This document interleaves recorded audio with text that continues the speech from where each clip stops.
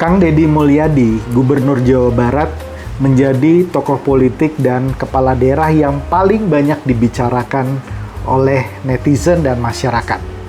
Mengapa ini bisa terjadi dan apa yang harus dihindari?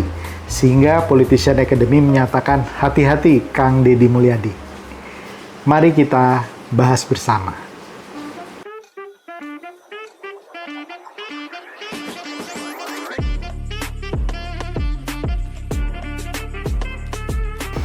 Hai Sobat Politician Academy, bertemu lagi dengan Bonggas Chandra, Coach dari Politician Academy. Sebelum kita membahas mengenai konten, saya ingin menjelaskan bahwa mulai 9 Mei nanti, Politician Academy bekerja sama dan berkolaborasi dengan Drone Emprit akan memiliki kolom tentang berita-berita yang paling banyak dibicarakan oleh masyarakat dan netizen.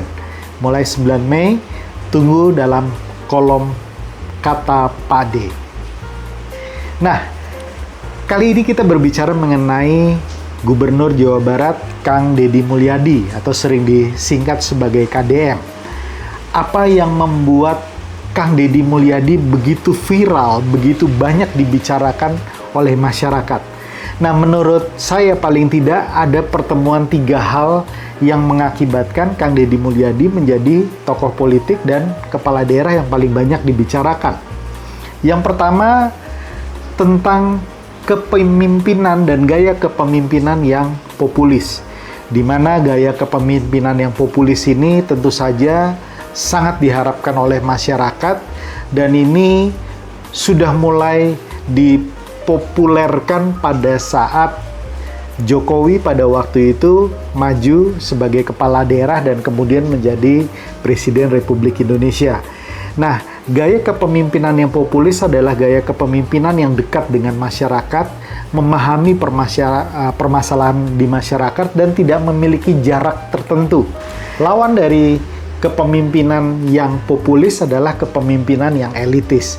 Nah, masyarakat sekarang lebih suka dengan pemimpin yang bisa terjun langsung ke masyarakat, memahami masalah masyarakat, dan kemudian ikut mendengarkan dan memberikan solusi langsung bagi masyarakat. Yang kedua, adanya kejenuhan dari masyarakat terhadap posisi pejabat, birokrat, dan policy yang tidak menyentuh permasalahan langsung di masyarakat.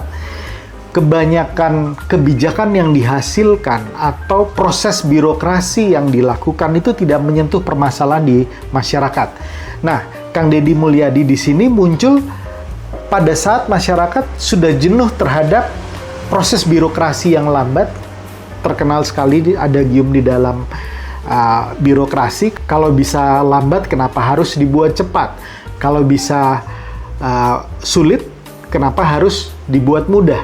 Nah, ini yang tidak disukai tentu saja oleh masyarakat dan masyarakat sudah jenuh berada di dalam kotak-kotak dan meja-meja birokratis di mana persoalan-persoalan tidak langsung diselesaikan dan tidak bisa diselesaikan bahkan oleh pemimpin yang mereka pilih. Yang ketiga tentu saja peran dari media massa dan media online.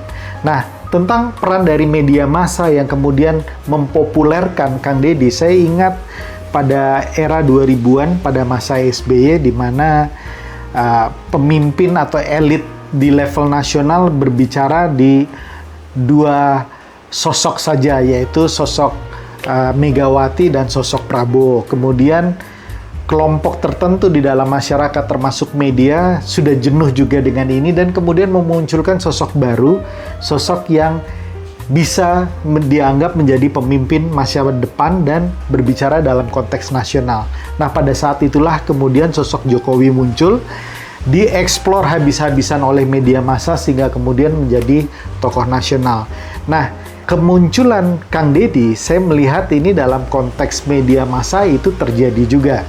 Ditambah dengan kekuatan media sosial, di mana sekarang hampir setiap masyarakat itu sudah menjadikan media sosial sebagai alat untuk mengeksplorasi diri, sarana untuk mempopulerkan diri, dan kemudian sarana untuk juga belajar dan melihat track record dari seseorang.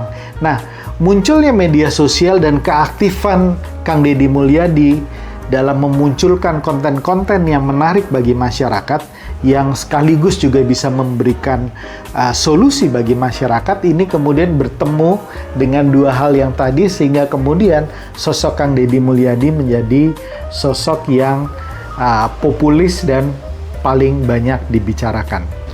Nah, dalam konteks ini saya juga ingin mengingatkan bahwa apa yang sudah dibangun dan sudah terlihat positif juga memiliki dampak yang harus dilihat secara hati-hati. Makanya Politician Academy mengingatkan untuk hati-hati Kang Deddy Mulyadi. Ada 3 hal juga yang Politician Academy ingin ingatkan. Yang pertama, setiap gebrakan dan inovasi kebijakan dalam konten-konten yang ditampilkan oleh Kang Deddy Mulyadi harus diikuti juga oleh sinkronisasi kebijakan dan sinkronisasi dari para birokrat, para pembantu sang kepala daerah, sehingga apa yang dimunculkan di dalam konten, apa yang sudah diputuskan di dalam konten, kemudian bisa betul masuk menjadi kebijakan yang betul-betul bermanfaat dan bisa menjadi solusi bagi masyarakat. Kita sudah lihat banyak kebijakan yang sangat-sangat baik, sangat populis, sangat dinanti-nanti oleh masyarakat dan kemudian dijalankan dengan baik.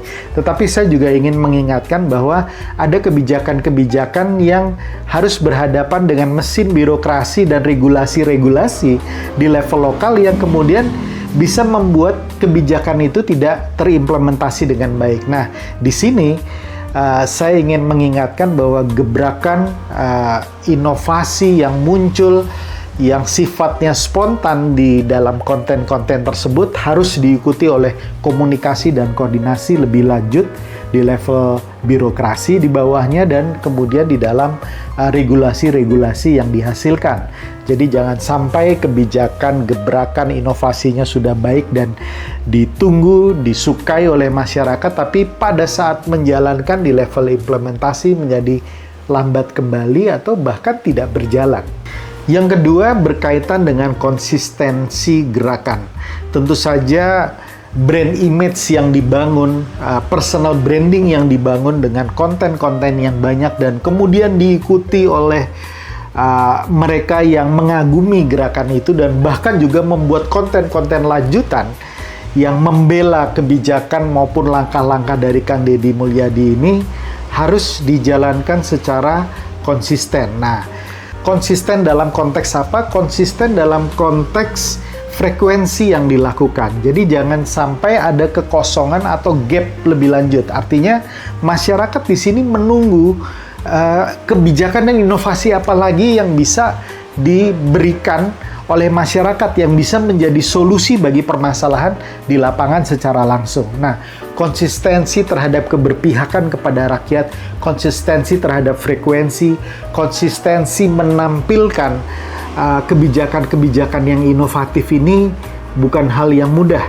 Karena di sisi lain, muncul kepercayaan publik yang besar terhadap sosok Kang Deddy Mulyadi.